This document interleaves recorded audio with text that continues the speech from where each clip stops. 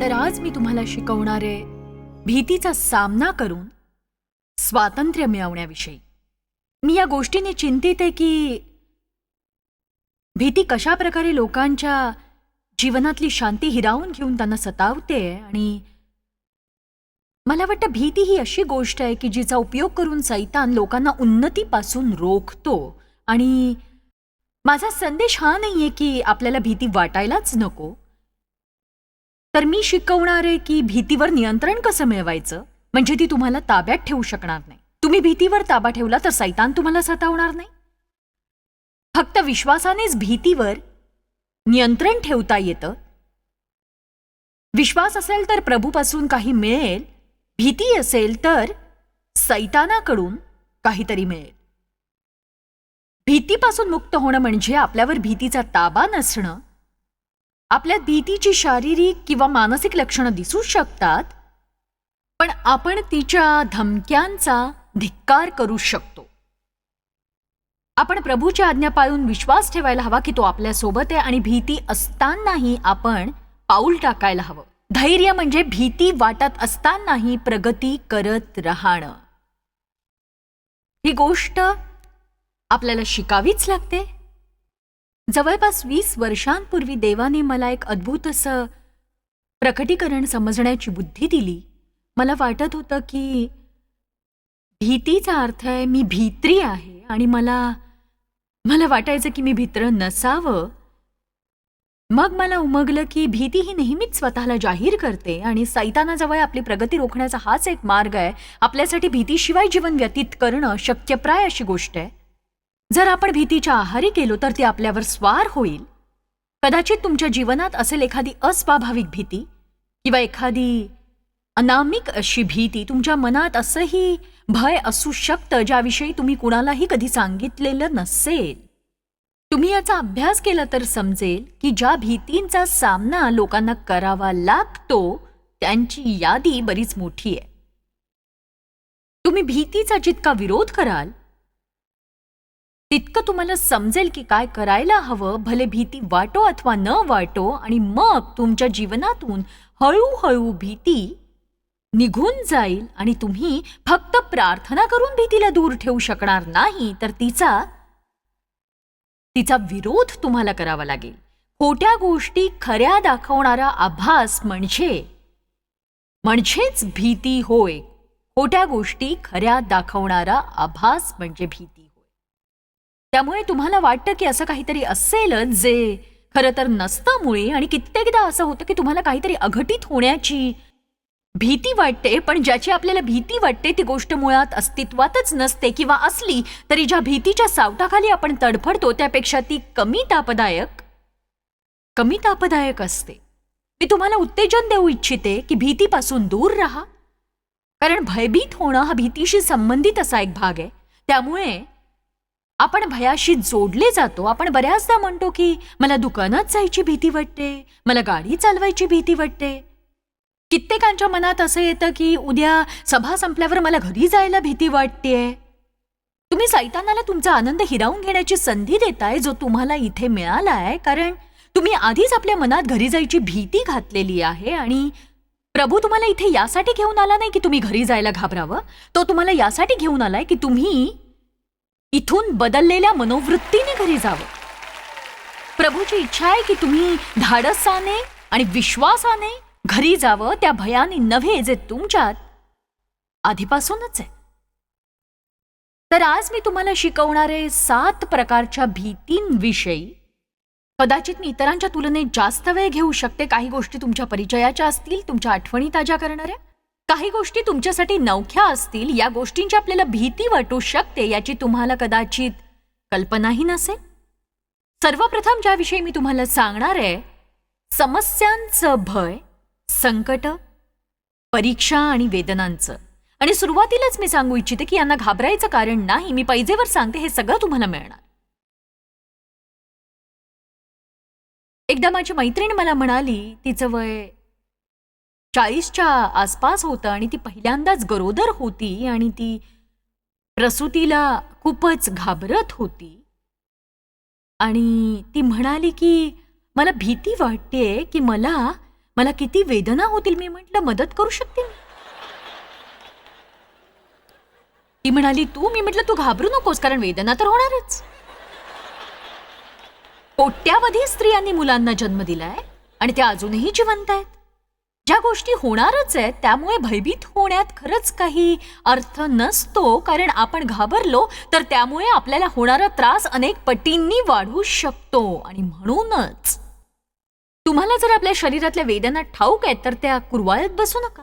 1.5 वर्षापूर्वी जेव्हा माझ्या कमरेला इजा झाली तेव्हा ती इजा चांगलीच गंभीर होती आणि तेव्हापासूनच मी या खुर्चीचा वापर करू लागले आणि मला ती आता आवडायलाही लागलीये. आणि मी विचार करते की आता माझं वय झालंय त्यामुळे मी हवं ते करू शकते. मला बसावंसं वाटलं तर बसू शकते. बघा, वय होत जातं तसे तुम्ही धीटही होत जाता.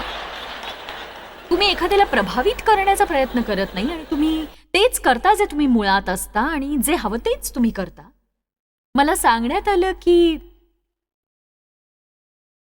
तणाव न घेण्याचा प्रयत्न करा आणि असा विचार करू नका की तुमच्या मानेत वेदना आहेत, वेदनांना घाबरू नका. आपण वेदनांना जितकं घाबरतो तितक्या त्या वाढतात आणि जीवनातल्या प्रत्येक क्षेत्रात हे असंच आहे. प्रसूतीच्या वेळी तुम्हाला काय सांगितलं जातं? श्वास घ्या, सोडा, श्वास घ्या, मग सोडा. याच सूत्राचा उपयोग करून मी तुम्हाला सांगू इच्छिते, ज्या गोष्टीला तुम्ही घाबरताय तीच गोष्ट तुमची स्थिती अधिक गंभीर करते. जेव्हा तुम्हाला ठाऊक असतं आपल्याला त्यातून जायचंय तेव्हा त्याला घाबरणं अगदी व्यर्थ असतं. तुम्ही इतकंच म्हणा की योग्य वेळी प्रभू माझ्यावर कृपा करेलच. मला सामर्थ्य देणाऱ्या ख्रिस्ताद्वारे मी सर्व काही करण्यास समर्थ आहे. जीवन कठीण आहे, आपल्याला ठाऊक आहे, पण प्रभूने आपल्याला पवित्र आत्म्याच्या सामर्थ्याने भरलंय यासाठी की प्रत्येक कठीण काम आपण चेहऱ्यावर स्मितहास्य आणि मनात आनंद ठेवून करावं. समस्यांसाठी आपल्याला पवित्र आत्मा मिळालेला आहे. आमेन. ऐकलत का तुम्ही? समस्यांसाठी आपल्याला पवित्र आत्मा मिळालेला आहे. आपल्यासाठी सगळं काही सुलभ असू शकत नाही, पण आपण पवित्र आत्म्याने भरलेले योद्धे आहोत. महान कामं करण्यासाठी आपल्याला खरं तर प्रभूचं सामर्थ्य मिळालंय. एकदा डेव्ह मला म्हणाला, आपल्या देशाविषयी त्यांनी मला काही सांगितलं, आपल्या इतिहासाविषयी, कसं एक परिपूर्ण इतिहासाचं पुस्तक या सगळ्या गोष्टींची ग्वाही देतं ज्या प्रभूने इथे केल्या. आणि या असामान्य अशा गोष्टी आहेत ज्या परमेश्वराने आपल्या देशात आरंभीच्या दिवसात केल्या. आणि हे एवढ्यासाठी झालं की लोक विसंबून होते फक्त देवाच्या वचनावर. आपल्या कायद्याचा पाया होता प्रभूचं वचन. देव म्हणाला की जर प्रभूला इतिहासापासून दूर केलं तर, जसं आज ते करण्यात आलंय, शाळेत आणि पुस्तकालयांमध्ये जी इतिहासाची पुस्तकं आहेत त्यात परमेश्वराला वगळलंय, त्यामुळेच सगळं काही सामान्य झालंय. प्रभूशिवाय आपण अतिसामान्य आहोत. आपण श्रेष्ठ होऊच शकत नाही, पण आपल्याकडे सर्वोत्तम आहे.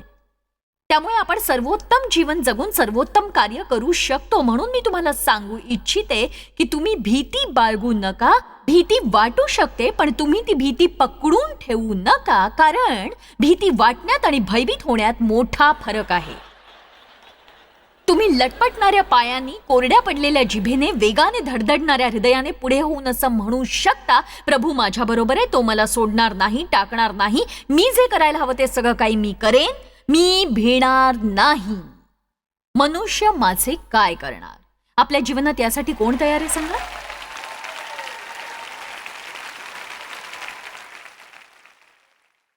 धन्यवाद. तर तुम्ही संकटांना अजिबात घाबरू नका. संकट तर येतीलच, पण तुम्ही त्यांना भिवू नका. तुम्ही म्हणाले काही प्रोत्साहनपर नाही. हो, हे खरंय. मी तुम्हाला खोटी आशा देणार नाही. इथे उभं राहून तुम्हाला हे सांगणं मूर्खपणाचं ठरेल की बघा, जर तुम्ही विश्वासात वाढत गेलात तर सैतान तुमच्यापासून पळून जाईल आणि तो तुमच्या जीवनात समस्या आणणार नाही. हा मूर्खपणा आहे. मला वाटतं अशाच शिक्षणामुळे लोकांची अधोगती होतीये. कारण झालं की बघा, आता येशू तुमच्या जीवनात सगळं काही ठीकठाक करेल. कदाचित हो, पण हे करायला त्याला तुमच्या अपेक्षेपेक्षा अधिक वेळ लागू शकतो. त्याची इच्छा आहे की आपण कठीण कामही करायला शिकावं आणि समस्यांपासून पळण्याऐवजी आनंदी राहायला हवं. मार्क अध्याय 4 वचन 35. त्याच दिवशी संध्याकाळ झाल्यावर येशू त्यांना म्हणाला की चला आपण पलीकडे जाऊया. आता जर येशू म्हणाला की आपण पलीकडे जाऊया तर हे निश्चित आहे की आपण पलीकडे पोहोचूच. ही अगदी सरळ गोष्ट आहे. तर आता आपण बघूया की त्यानंतर तिथे काय घडलं. तेव्हा लोकसमुदायाला सोडल्यावर तो मचव्यात होता तसाच ते त्याला घेऊन गेले. ज्या मचव्यात तो बसला होता तो घेऊन दुसरे मचवेही त्याच्याबरोबर होते. नंतर मोठे वादळ आले आणि लाटा मचव्यावर अशा आदळत होत्या की तो मचवा पाण्याने भरू लागला. येशूने म्हटलं आपण पलीकडे जाऊ आणि पुढच्याच क्षणी हे भयंकर वादळ आलं आणि येशू तर वरामावर उशास घेऊन झोपी गेला होता. तुम्हाला कधी असं वाटलं की येशू तुमच्या जीवनात झोपी गेलाय? तेव्हा ते त्याला जागे करून म्हणाले, गुरुजी आपण बुडत आहोत तरी आपल्याला काहीच वाटत नाही काय? तेव्हा त्याने उठून वाऱ्याला धमकावले आणि समुद्राला म्हटले, उगा राहा, शांत हो.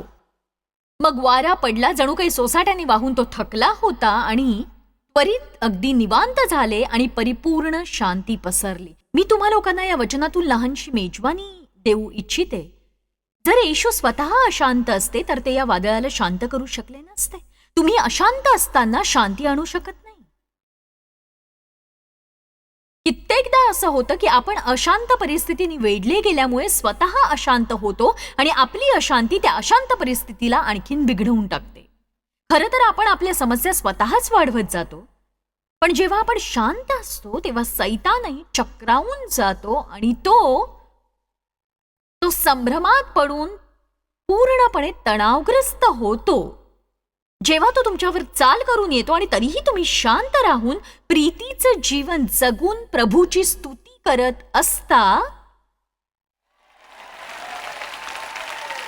आता नीट ऐका कसं आत्मिक युद्ध करून तुम्ही जीवनाचा आनंद लुटू शकता. वचन 40 बघूया. नंतर तो त्यांना म्हणाला, तुम्ही इतके भित्रे कसे? तुम्हाला विश्वास कसा नाही? तुम्ही अविश्वासी का आहात?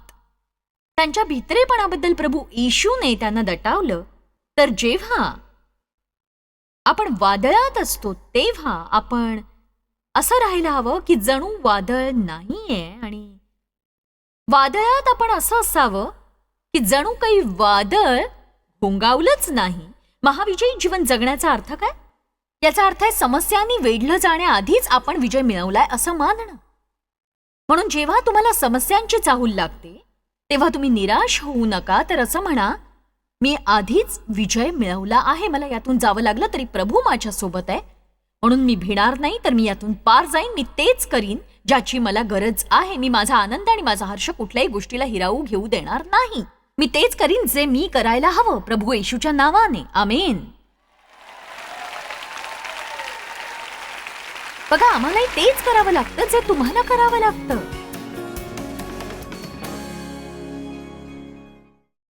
माझ्यावर माझ्या विधवा मावशीचा सांभाळ करण्याची मोठी जबाबदारी आहे.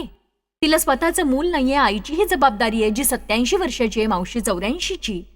या दोघींची सोय आम्ही जीवन आधार केंद्रात केली आहे. माझ्या आईला नुकतंच जीवन आधार केंद्रातून एक आरोग्य सेवा केंद्रात हलवण्यात आलं कारण तिची प्रकृती ढासळली होती.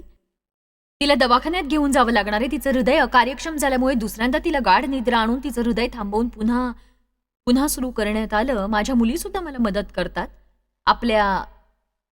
आपल्या 6 लेकरांना सांभाळून. कारण जेव्हा तुम्हाला 6 मुलं असतात तेव्हा तुम्ही निश्चितच बरेच व्यस्त असता आणि मी सुद्धा आपल्या सेवेत व्यस्त असते आणि माझ्या मुलींसाठी किंवा माझ्यासाठी या सगळ्या गोष्टी करणं जवळजवळ अशक्य असतं. कारण तिच्या तब्येतीत चढउतार सुरू असतो ज्यामुळे तिला सतत डॉक्टरांना दाखवावं लागतं, सल्ला घ्यावा लागतो. आम्ही तिला नुकतंच एका शुश्रूषा केंद्रात देखभालीसाठी ठेवलंय.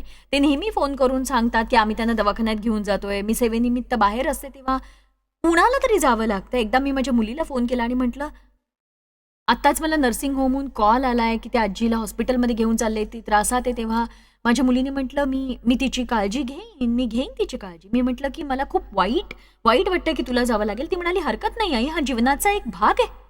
आणि मला तिचा इतका अभिमान वाटला. मी म्हटलं, प्रिय प्रभू, खरंच मी तिच्या वयाची असताना इतकी समंजस असते तर? मला आनंद वाटतो की तिला माझ्यापेक्षा उत्तम शिक्षण मिळालं. याच विषयावर मी तिच्याशी दुसऱ्यांदा बोलले तेव्हा ती म्हणाली, हे तर माझं कर्तव्य आहे. म्हणून या गोष्टीची एवढी काळजी करायची तुला गरज नाहीये. आणि मला वाटतं की तुम्ही ही गोष्ट आपल्या मनात कोरून ठेवावी. या गोष्टीमुळे तुम्हाला काळजी करायची गरज नाही. ज्या गोष्टी तुम्हाला कसंही करून कराव्याच लागणार आहेत, कारण चिंता करून परिस्थिती बदलत नाही, तुम्ही अस्वस्थ होता.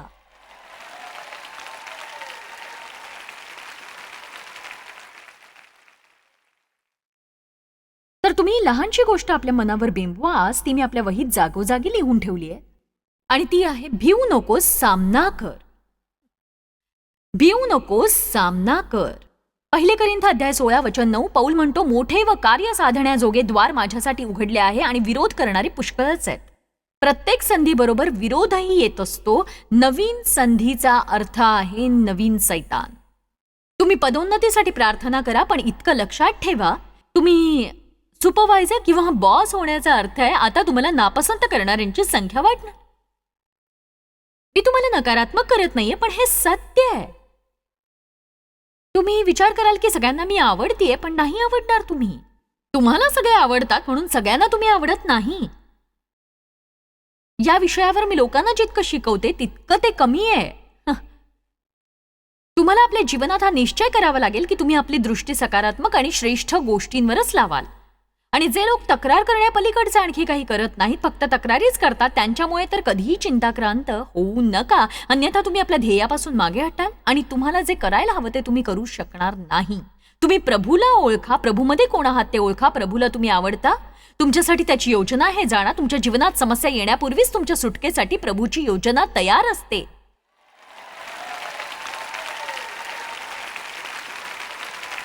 त्याने तुमची सुटका आधीच योजून ठेवली आहे. त्यामुळे आपण नेहमी बायबलची भाषाच वापरायला हवी. मला हे युद्ध लढायची गरज नाही, हे युद्ध माझा नसून प्रभूचं आहे. मी आनंदाने आणि शांतीने राहीन आणि प्रभू मला जे काही सांगेल ते मी करीन. पण मी प्रभूमध्ये शांत राहून वाट पाहीन की तो कसा माझ्या शत्रूंना माझ्या पायाखाली तुडवतोय. तुम्ही याची खात्री करून घ्या की या भूतलावर आज तुमचा अखेरचा दिवस जरी असला तरी तुम्ही त्याचा आनंद लुटणार. सैतानाला तुम्ही घाबरवण्याची संधी देऊ नका. दुसरी गोष्ट, असा विचार करू नका की तुम्हाला जे हवं ते सगळं मिळणार. जेव्हा तुम्ही एखाद्याला म्हणता तुम्हाला जे हवंय ते मिळणार नाही, किंवा या जमावाकडे पहा, त्यांना जर मी असं म्हटलं की प्रभूला जे काही करायला तुम्ही सांगताय ती जर प्रभूची इच्छा नसली तर तुम्हाला मिळणार नाही, मला टाळ्या पडणार नाही. माझ्यासाठी एकही टाळी कोणी वाजवणार नाही. लोक म्हणतील हा काही आकर्षक संदेश नाही, पण सत्य हे आहे की कुणालाही त्यांना हवं असलेलं सगळं काही मिळणार नाही. तुम्ही चुकीच्या गोष्टी मागत असता, तुम्ही चुकीच्या उद्देशाने प्रार्थना करत असता, तुम्ही ज्या गोष्टी मागता त्या तुम्हाला रसातळाला नेतील, पण तुम्ही त्याविषयी अनभिज्ञ असता. प्रत्येकाला त्यांना हव्या असलेल्या गोष्टी मिळू शकत नाहीत. जर तुमची प्रभूवर प्रीती असेल तर तुम्ही तरीही प्रभूमध्ये आनंदित राहाल.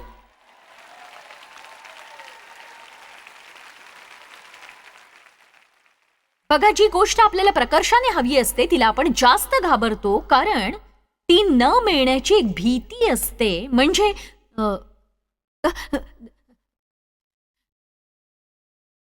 जर जर माझं लग्नच झालं नाही तर मग कदाचित तुमचं लग्न कधीच होणार नाही. आणि याची आणखीन एक बाजू आहे बघा, स्वतःची मनमानी करण्यासाठी तुम्हाला कोणाची परवानगी घ्यावी लागणार नाही.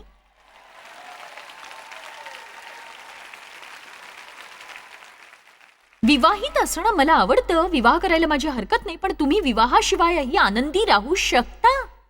तर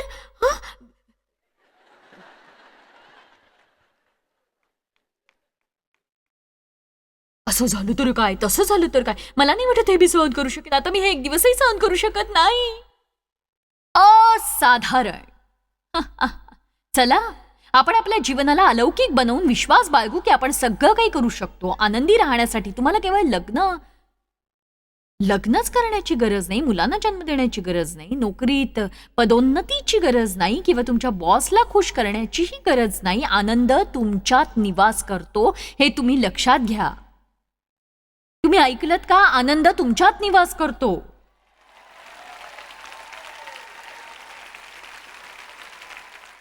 मला भीती वाटते की मला जे हवं ते मला मिळणार नाही. ठीक आहे, मग प्रभू येशूसारखी प्रार्थना करा. प्रभू, तुझी इच्छा असेल तर हा प्याला माझ्यापासून दूर हो, तरी माझी नव्हे तर तुझी इच्छा पूर्ण हो. तुम्हाला नेहमी ही भीती वाटत असेल, मला जे हवं असतं ते मला मिळत नाही. खरं तर आपल्याला जे हवं असतं त्यासाठी आपण जास्त मागतो. आपण असं म्हणायला हवं की प्रभू, तू मला तुझ्या इच्छेप्रमाणे दे. तुला जे वाटतं तेच तू मला दे. मी तुझ्यात आनंदी राहीन, कारण माझ्या हृदयाच्या सर्व योग्य इच्छा तू पूर्ण करशील आणि माझ्यासाठी जे योग्य तेच मला देशील. जेव्हा मला वचनातून एखादी गोष्ट स्पष्ट दिसते तेव्हा मी त्या गोष्टीसाठी प्रभूजवळ मागते.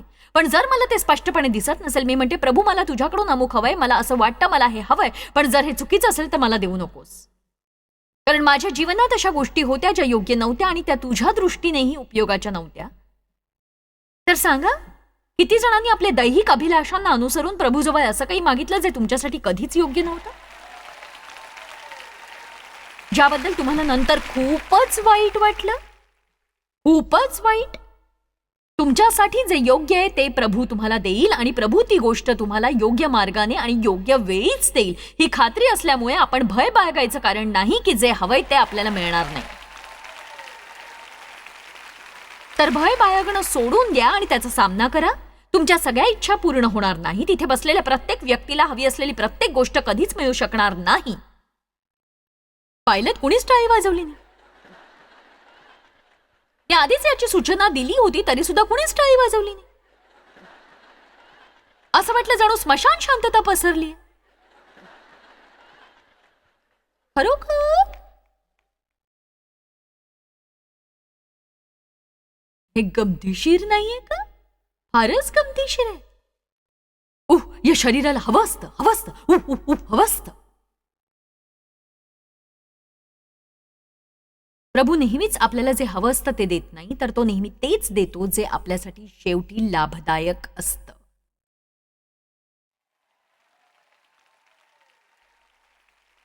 एखादी गोष्ट आपल्याला योग्य वाटत नाही तर त्याचा अर्थ असा नाही की ती आपल्यासाठी शेवटी योग्य ठरणार नाही. कित्येकदा आपल्यावर मनमानी करणारी इच्छा स्वार झालेली असते. माझ्या जीवनातली कित्येक वर्ष अशी होती, माझी इच्छा पूर्ण झाल्याशिवाय मी आनंदी होऊच शकायचं नाही. मनमानी करणारं भूत जणू मानगुटीवर बसलं होतं. जेव्हा माझी इच्छा पूर्ण होत नसे, मी स्वतःचीच कीव करत बसायचे, भावनावश होऊन जायचे. मी जे म्हणते ते कुणाला कळतंय का? जेव्हा मी एखाद्यावर हुकूमत चालवून नियंत्रण मिळवू शकत नसायचे, मी अनियंत्रित होऊन जायचे. असं करून मी थकून गेले होते. मी याला व्यावहारिक ख्रिस्तीपणा म्हणायचे. मी पूर्णपणे परिस्थितीच्या आहारी जायचे. पूर्णतः परिस्थितीच्या आहारी मी जायचे. माझी इच्छा पूर्ण झाली मी खुश होऊन जायचे, पूर्ण नाही झाली दुःखी व्हायचे. पण असं करून करून मी पार थकले होते. आणि जेव्हा तुम्ही एखादी गोष्ट करून थकता तेव्हा तुम्ही म्हणायला हवा, आता मी अशा प्रकारे जगणार नाही. आतापासून मी आपली परिस्थिती प्रभूच्या हाती सोपवणार आणि त्याच्यावर जास्त विश्वास ठेवणार. माझे मार्ग तुमच्या मार्गाहून उंच आहेत, माझे विचार तुमच्या विचारांपेक्षा उत्तुंग आहेत. प्रभू येशूला आपलं प्रभुत्व द्या तुम्ही. जे हवं असतं ते मिळवण्यासाठी आपण स्वतःला अक्षरशः पिळून काढतो, पण जे प्रभूला आपल्याला द्यायचं असतं ते मिळवण्याची जर आपण इच्छा धरली तर आपला आनंद आणि आपली शांती कितीतरी वाढेल. मी पुन्हा सांगेन, जे हवं असतं ते न मिळाल्यामुळे भिवू नका. सत्य हे तुमची इच्छा नेहमीच पूर्ण होईल असं नाही. तुम्ही वस्तुस्थितीचा आनंद लुटायला हवा. हो,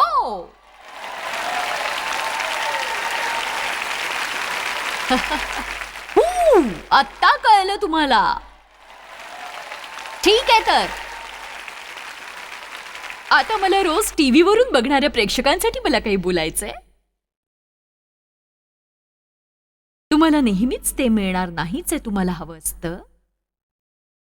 पण असं समजू नका की हे फक्त इथे बसलेल्या लोकांसाठीच आहे, तुमच्यासाठी नाही. म्हणून प्रभूकडून ते मिळवण्याचा प्रयत्न करू नका जे तुम्हाला हवंय. तर प्रभू येशू सारखं बोलायला शिका की हे पित्या, माझी नव्हे तर तुझीच इच्छा पूर्ण होऊ दे. आमेन. क्रमांक 3, अपरिपूर्ण असण्याची भीती. या गोष्टीवर तुम्ही लगेच मात करू शकता, कारण या गोष्टीची तुम्हाला काहीच भीती नसते. कारण आपण परिपूर्ण नाही, परिपूर्ण होऊ शकत नाही, कधीच नाही. जोवर आपण या भूतलावर देहात आहोत तोवर नाही. परिपूर्ण चर्च नाहीये, परिपूर्ण नोकरी नाहीये, किंवा लग्नासाठी परिपूर्ण वर नाहीये, परिपूर्ण लेकरूही नाहीये. जो परिपूर्ण आहे तो येत आहे, पण सध्या तो सर्वोच्च स्थानी विराजमान आहे.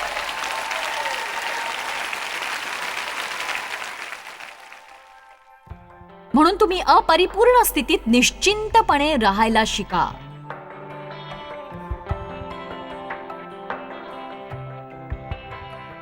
बघा, तुम्ही भीतीने त्रस्त झाला असाल किंवा भीतीमुळे तुम्ही ते सगळं करू शकला नसाल जे तुम्ही करणं गरजेचं होतं. आज तुमच्यासाठी शुभवार्ता आहे. भीती आता तुमच्या जीवनावर राज्य करू शकणार नाही. तुम्ही ताठ मानेने भयावर स्वार होऊ शकता आणि ख्रिस्तातलं स्वातंत्र्य अनुभवू शकता आणि याद्वारे तुम्ही प्रभूला जे हवं ते करू शकता, भीती वाटत असताना.